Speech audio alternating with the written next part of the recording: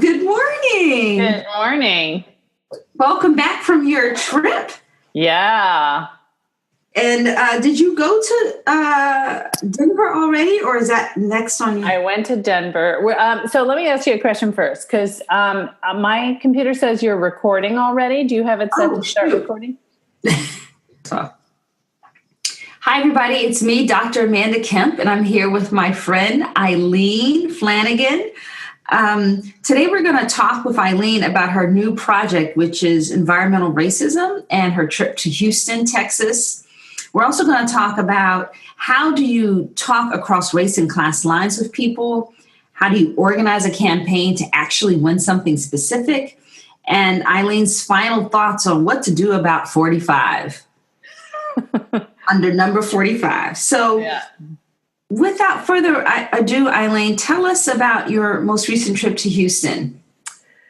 Yeah, well, as you said, I've been working on a project. It's a book that's about the intersection of issues like climate change, racism, classism.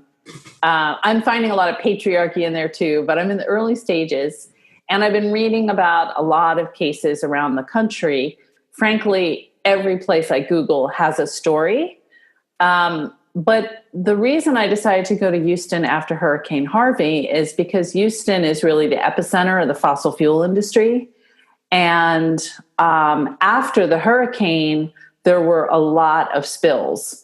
There's a Sierra Club map that shows like all the toxic sites in Houston that got flooded. And it's pretty much the whole map.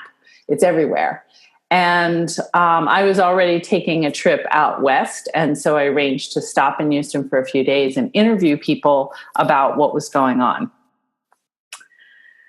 Well, I have a particular connection to Houston. My auntie, my mother's sister, lives in Houston and has lived there for a while. And one of the interesting things, or I think important things about when you have a hurricane and this kind of impact is how does it affect people based on their class and their race? That's right. So one of the things people told me about Houston was that the hurricane itself was actually an equal opportunity hurricane.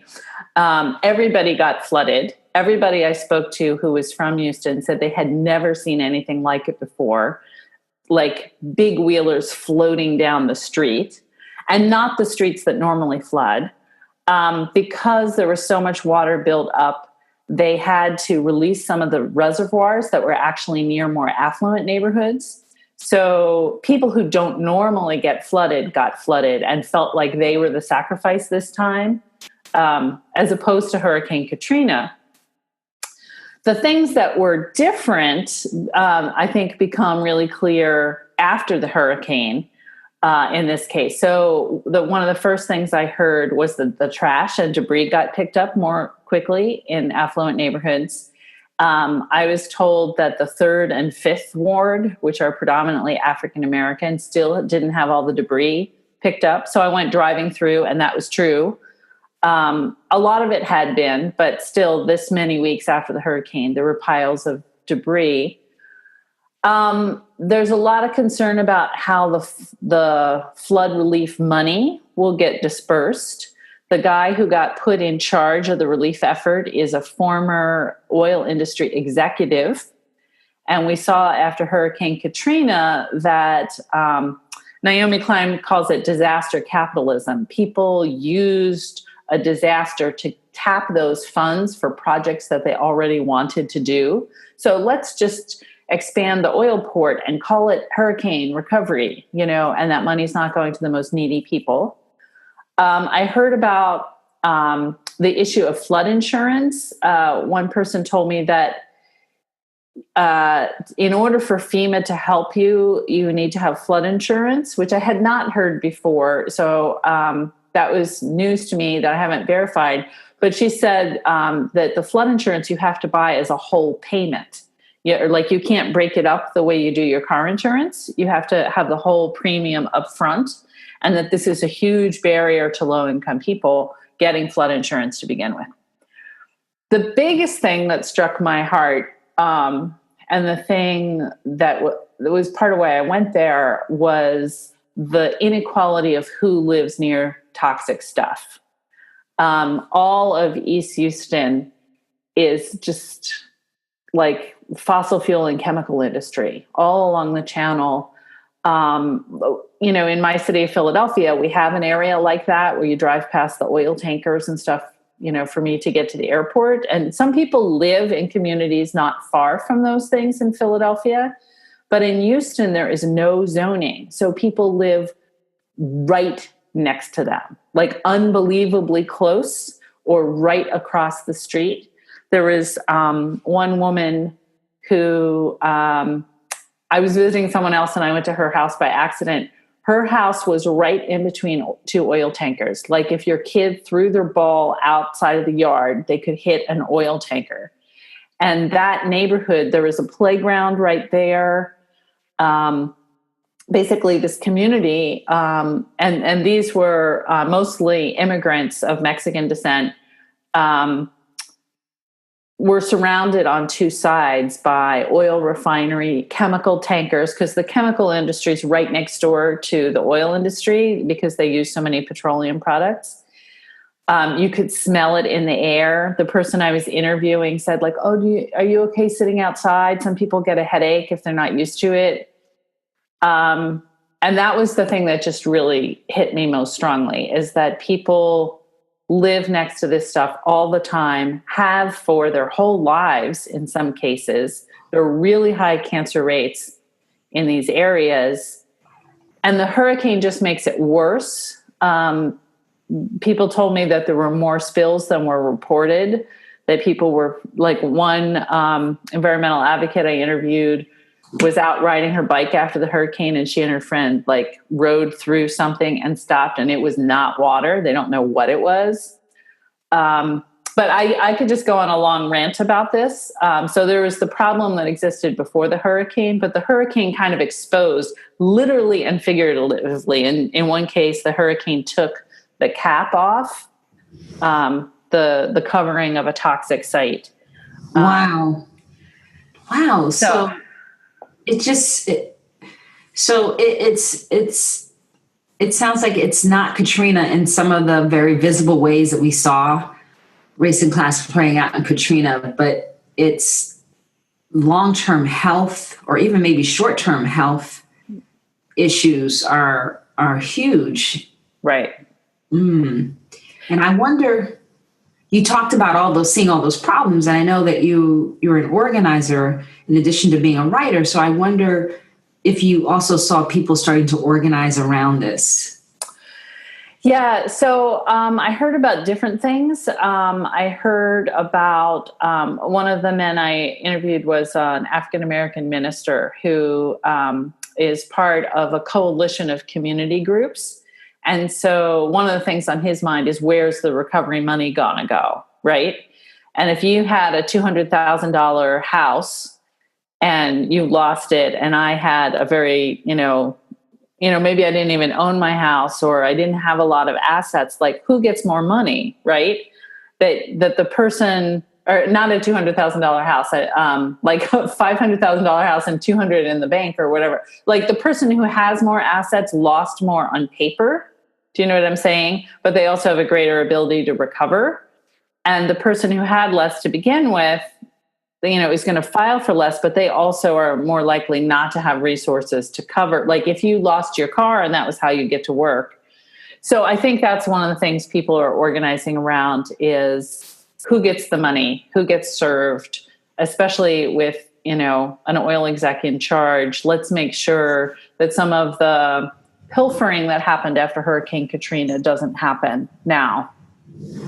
I think the ongoing issue of where the toxins are, the impression that I had was that people are organizing about that, but that communities feel pretty disempowered up against the oil industry. And especially in the neighborhood with a lot of Mexican immigrants, very fearful of speaking up too much. Yeah, I can see that.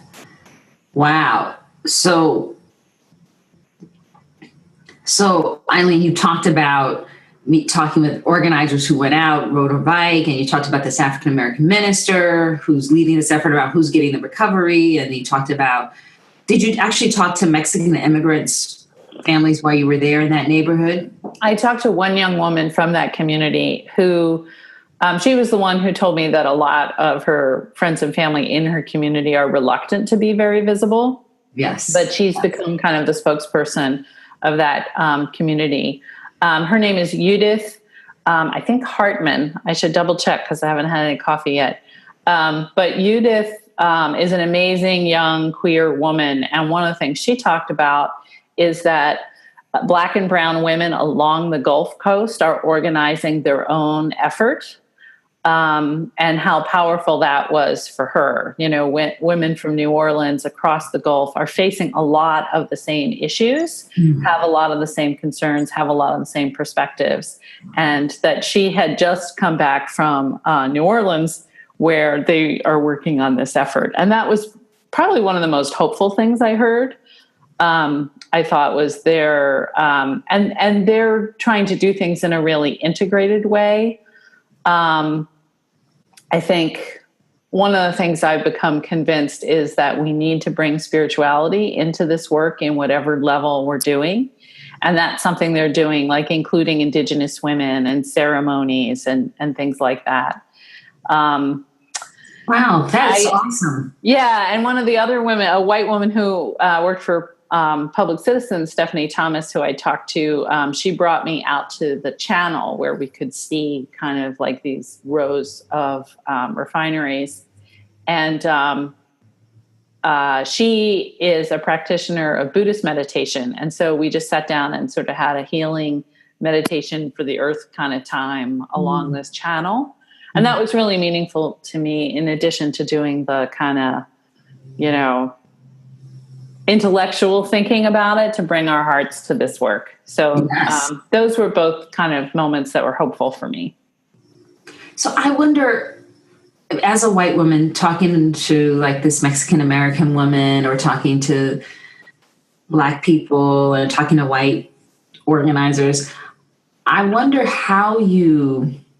what work do you have to do within yourself to talk across race and class lines, being white and fairly middle class? And I just wonder, what is that process like for you? Just briefly. I know you can't tell us, you know, your whole life story. Yeah. I do think that there's work that white people have to do in terms of awareness, in terms of working through our own biases.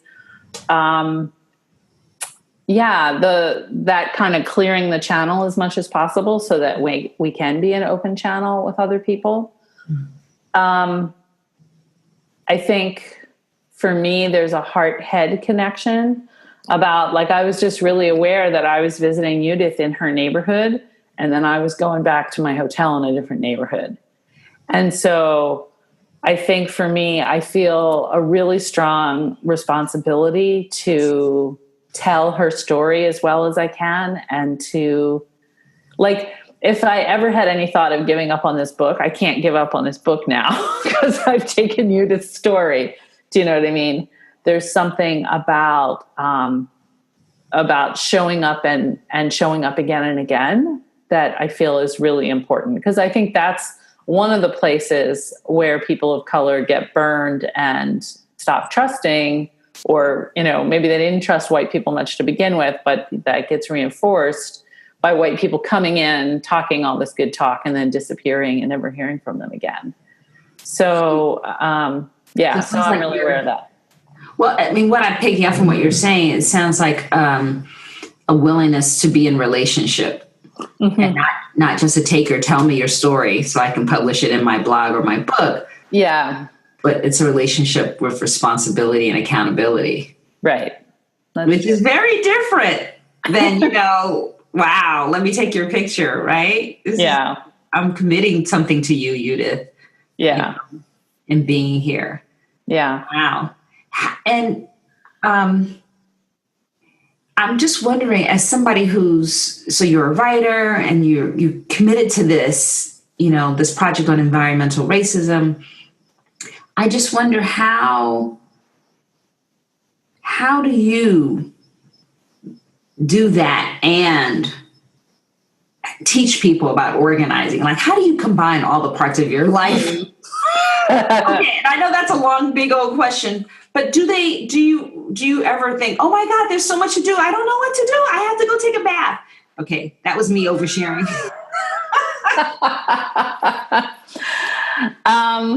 I don't have the bath problem, but I do have a scheduling problem, because you're right. I'm teaching online classes. I'm writing a book. I'm board chair of Earthquaker Action Team. And I do public speaking. So I'm two things, I guess. I'm trying to get clearer about, like, the big important thing that's not due today is the one that's easiest to get dropped. So I'm really trying to schedule writing time. Like, I have to do that regularly or it won't get done. The urgent email, I have a tendency to drop things for people who want something from me, and I have to set boundaries around that. The other thing is, really, I got clear actually at the Paris Climate Summit a couple of years ago. I had this intuition that we were headed for rockier times. I had no idea what that would mean, but I had this clear sense we were headed for rockier times. And so I really needed to pay attention to my spiritual practices. Like, for me, walking in the woods is a real key one. So I've actually, for a couple of years, been trying to prioritize that more. And I do find that helps. Mm. And I'm thinking, I just want to throw out something that I picked up from email, and that is to discipline myself to limit the number of times I check in a day. That I'm still working on that. Still working on that. Because, and I noticed that this is just a little tip for all of our community of people who feel called to big work. Just a little tip. Sometimes when we're on email all the time, that's because we're not clear about what we're supposed to be doing, or we're kind of feeling compulsive. Yeah.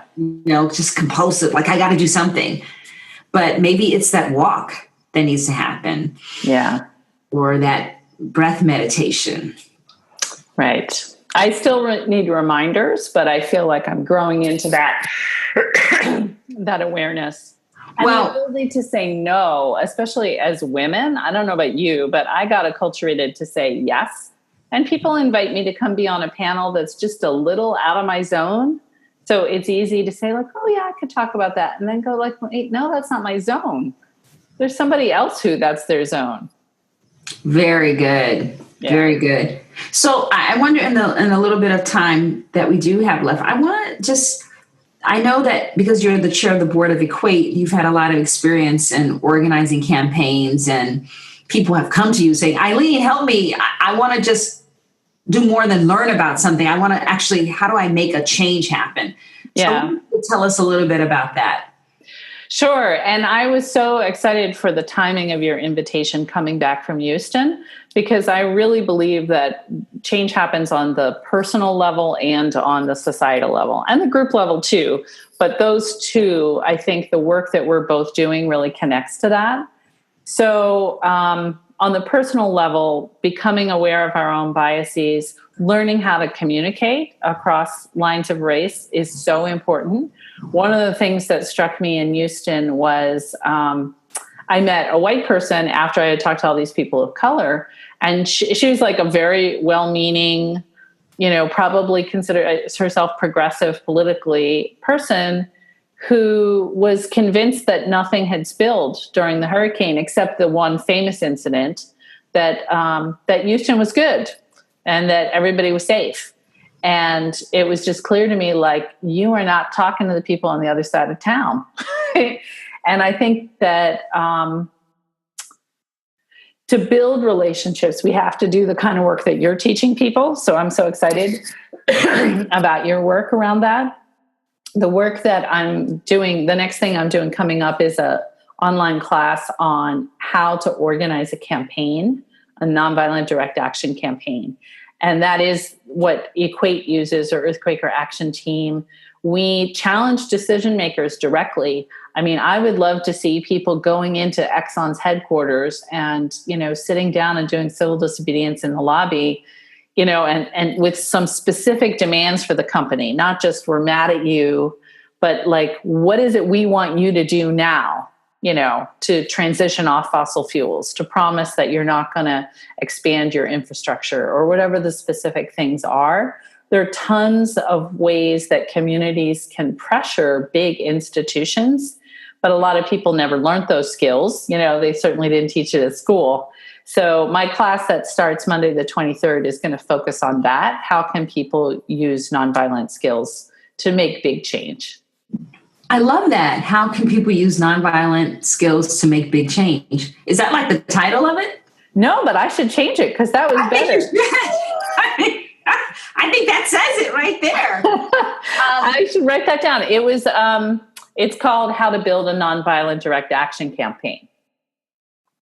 Okay, whatever was it you just said is better. What was it? Okay. How to use nonviolent skills to make big change. Yeah. All right. Next time. Yes, because that's what we really want in our hearts. We want something big, and we want to be staying in our hearts as we do it. So Eileen, what would be one thing that you would like people who listen to this interview to take away, or not to take away, to do? Is there an action that you would encourage people to do? Find a group. If I don't believe in the do one little thing a day. I think it's great if people call their senator, but what we need is bigger than that. And as long as we think that we have to do it all as individuals, we're going to be overwhelmed and burn out, and we're going to go take a bath or read our email instead of doing the work. But like any of the big changes we want to make will almost certainly come from a group. So my number one thing would be figure out who your group is, figure out what your issue is. Maybe it's not environmental racism. Maybe it's something else. Maybe it's immigration. That's totally fine. We don't all need to do everything, but you mentioned 45 at the beginning. I think that it's clear that the Trump presidency, and not just him, but his whole administration, is making all these longstanding problems worse. The good thing is it's mobilizing a lot of people and mobilizing a lot of different organizations. And so figure out what your niche in that is, and that will help you to take the next steps that come after that. That is so profound. And I just want to underscore that, because one of the characteristics of white supremacy culture is individualism, and you've got to do it all on your own. Right. And, paternalism. It's sort of like, it just puts you in that position of being overwhelmed and alone and ineffective. Right. Right. So I love that. And do we have time for me to say one more thing about that? Yes. So another thing I've learned about white supremacy culture is that it's very perfectionistic, which I certainly got heavy doses of. And I've heard this from really well-meaning white people who say, well, I went to a group and they made a joke that I didn't like, or they did, there was something. And there's a discernment here about if a group feels really out of line with you, then that's not your group. Keep trying. Go find the people who are your people. But on the other hand, no group is perfect. My group isn't perfect. The people in it aren't perfect. And if you're waiting for the perfect group where nobody ever says anything that, is, it was like a joke that insulted Trump or something like that, and it's we want to challenge Trump without, demeaning him. Okay, so that's fine. I really respect that point of view, but don't write off a group because there was one joke you didn't like, right? Let's lean into a little bit of willingness to stretch. I think we should end with that. Let's lean into a little bit of willingness to stretch. So Eileen, what is your website? It's eileenflanagan.com. And if you're interested in the course, go to the teaching tab, and it's building a campaign. Although next time it'll have a better name. Awesome. So eileenflanagan.com, and go to the teaching tab and look for this, how to build a campaign. Yeah. Awesome. So thank you, Eileen. Thank you for your work in the world. Thank you for the travel that you do, the getting up early, the staying up late, all the stuff that you do.